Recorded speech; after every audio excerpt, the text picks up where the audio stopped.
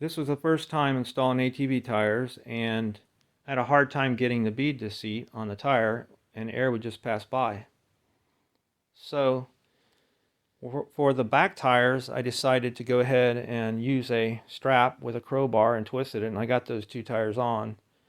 This time I went and got a high capacity, over 3,000 pound ratchet strap, and it worked perfect on this. It clamped it down.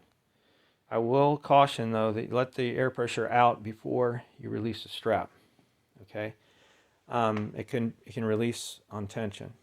The other thing is I use some Geofabric, good old Geofabric. I use it a lot for a lot of things.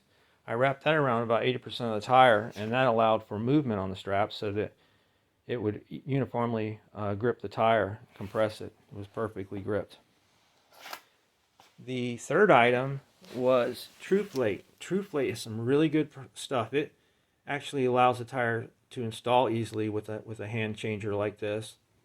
However, it also provides rust inhibitors, so it helps protect the inside. I repainted the inside of this rim, and I coated the whole inside with it a little bit, so it's protecting everything.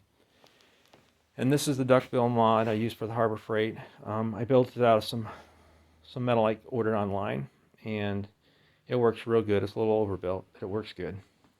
So anyway, that's a tip I thought I would mention, and if that helps, I hope it helps somebody out there. Just be careful with the ratchet.